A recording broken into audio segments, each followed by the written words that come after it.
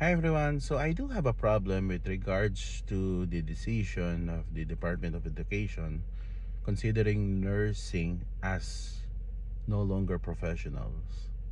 I already stated some of my reason through my previous blogs. However, I just want to add another reasons behind that. And that is considering nursing as non-professionals devalues our profession.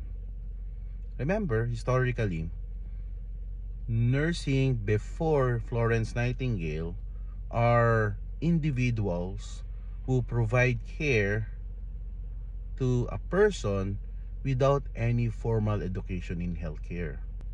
When Florence Nightingale emerges during the Crimean War, she worked so hard for nursing to be recognized as a professional.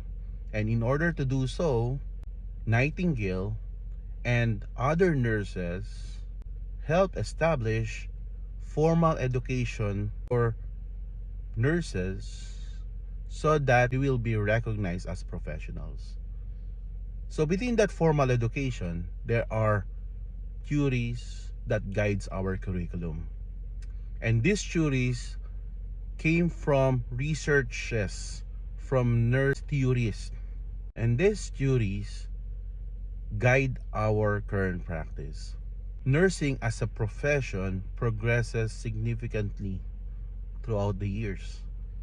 From being an individual who's providing care to a person without any formal education in healthcare to a nursing professional who have formal education, who have specialized training, who are providing an excellent care to each of our patient.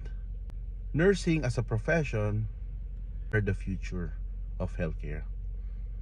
As we encounter shortages in terms of healthcare providers, we nurses can help alleviate the burdens of healthcare professional shortage. In essence, nursing as a profession will further grow, and that is why we have to fight for reclassification of nursing as a professional, because we have a lot to offer to everyone. So I do hope that all nurses out there, particularly those who are working in the United States, supports the American Nurses Association for nurses to be recognized as professionals.